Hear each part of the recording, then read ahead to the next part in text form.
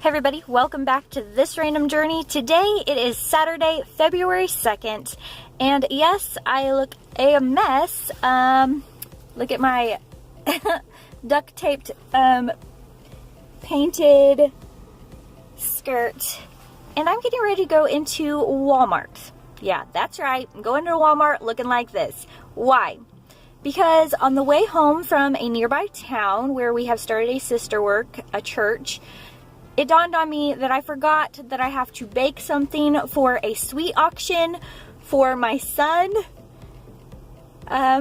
So yeah, it is 7 o'clock and I'm getting ready to go into Walmart looking like this. Yeah, and I have a whole story about this duct tape that is around my skirt. It ripped out and it's crazy. Anyway, so I'm going to go in here, I'm going to get some stuff, and I'm going to show you how to make some deconstructed desserts in mason jars. Okay guys, I'm home from the store and this is what I got. So we'll be making brownie caramel jars with peanuts, and then we'll be making, I wanted Andes mints, but I had to settle for these patties because they were out of Andes mints. So a mint chocolate jar, and then we also will be making a super moist spice cake jar. And then I have twine over here with the little tags I'm going to use to label them. So this is kind of my ingredients. I'm going to go ahead and cook up all of the baked goods, so the brownies and both of the cake mixes, and then I will come back. Alright guys, I just got out of the shower. I was in there while the brownies and stuff was baking. My husband was helping me, and I had the cakes in the refrigerator getting cooled, because you want your cakes and things to be completely cooled before you put them into the jar so that it doesn't steam and make a big mess and make it pretty much inedible. So let your cakes and your brownies completely cool, and so I have my first cake ready, and so I'm going to turn you around and we're going to begin our spice cake, which is really simple. It's just spice cake and then the buttercream frosting throughout. First, we're just going to take our buttercream whipped topping, and we are going to just put it in one of these little plastic bags.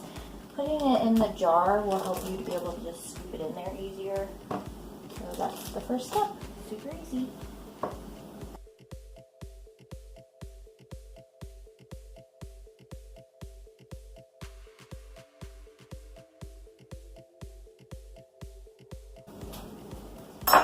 Alright, so once that's in the bag, just bring the bag up.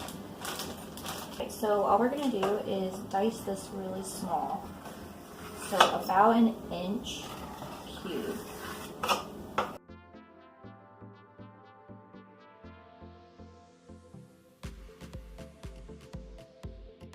And so there's a little bit bigger chunks. You can always just cut those in half again if they're too big. I got a little crooked.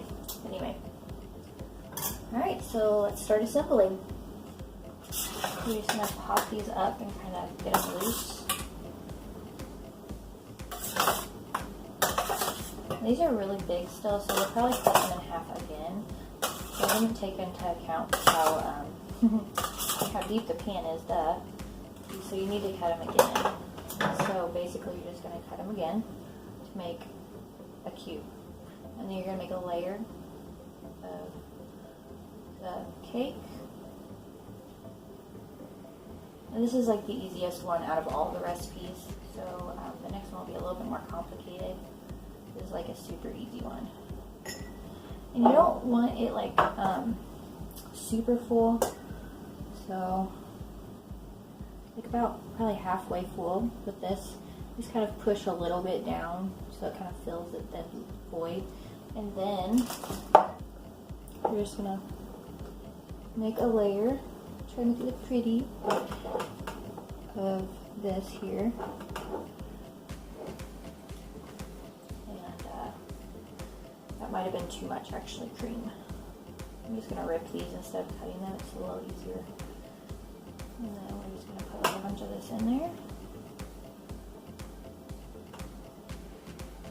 And kind of push it down a little bit.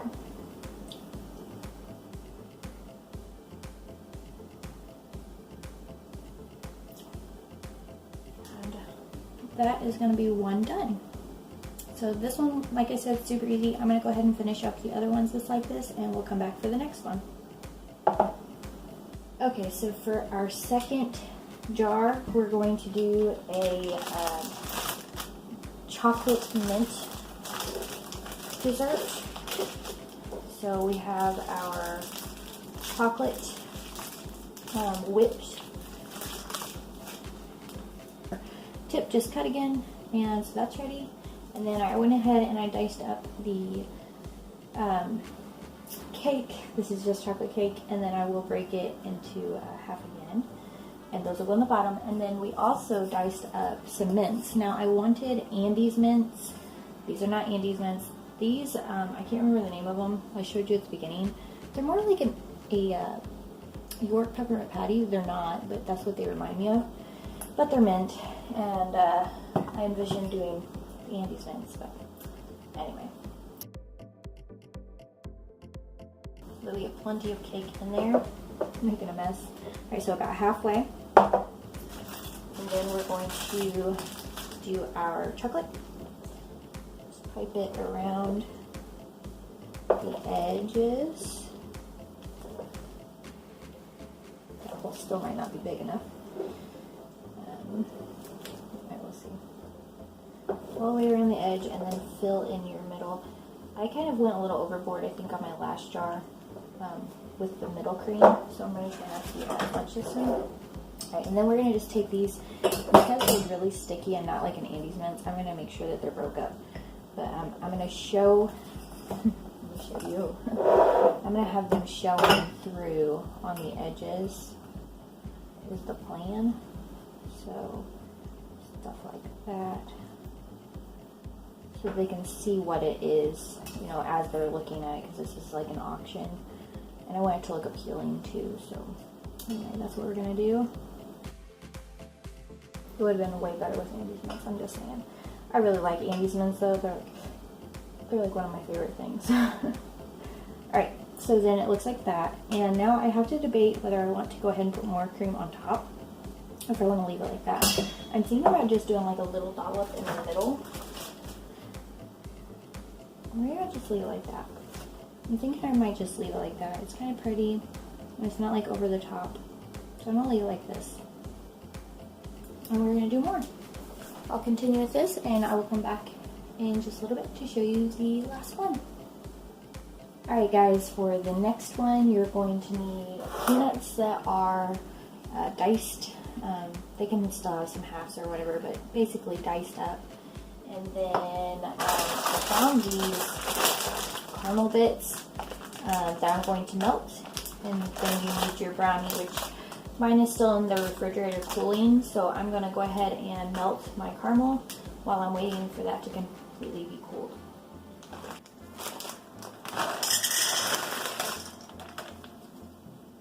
I said to add just a little bit of water. So I'm going to add, I don't know, probably about 1/4 of a cup. Let's just make it 1/3. Alright, so 1/3 of a cup of water.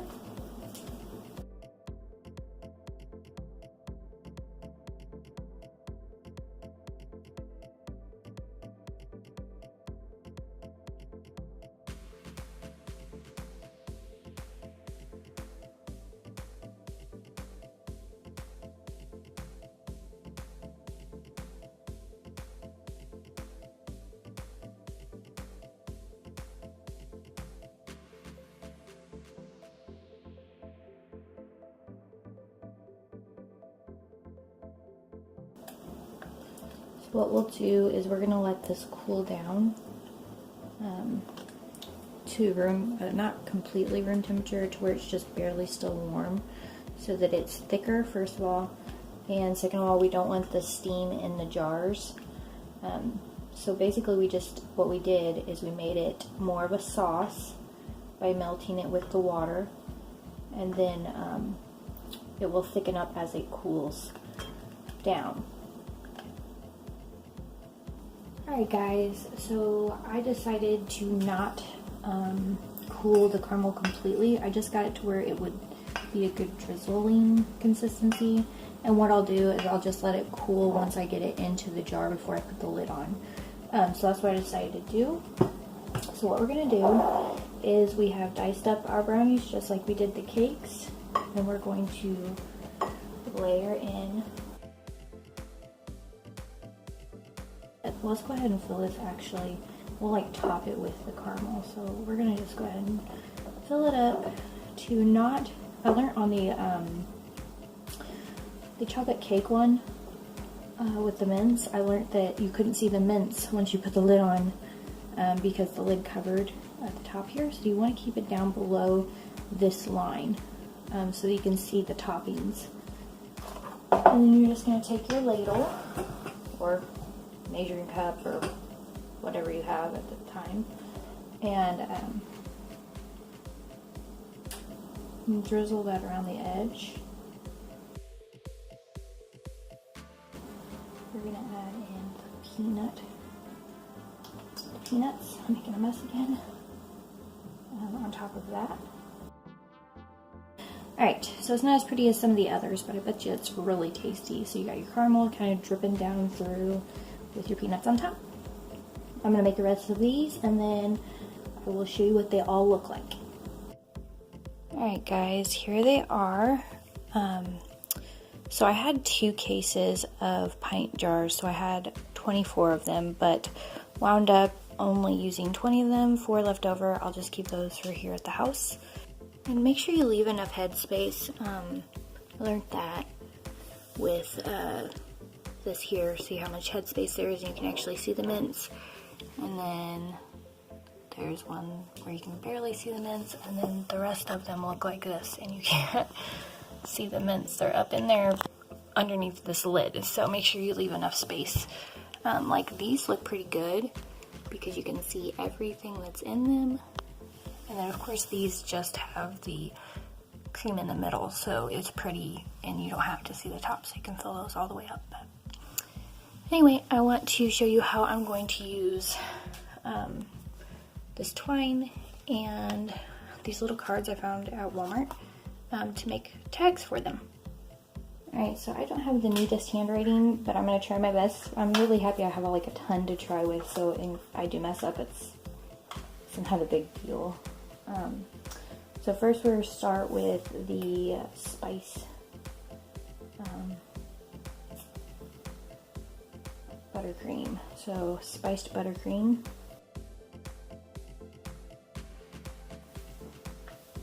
So something like that.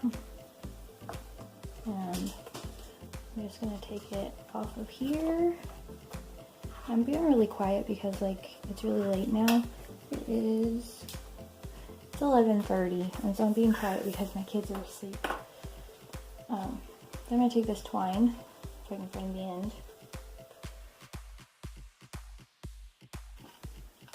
Aha, found the end. I'm going to need scissors.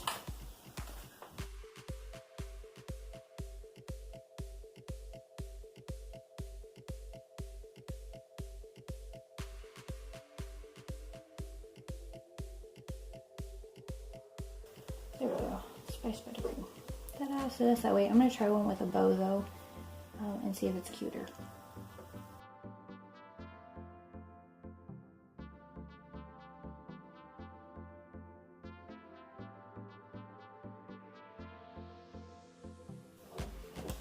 Well, that one's a lot cuter, I think. So I think I'm going to redo this one and make it this cute little bow. So I'm going to finish out all of these, labeling them, and then I'll show you what they all look like.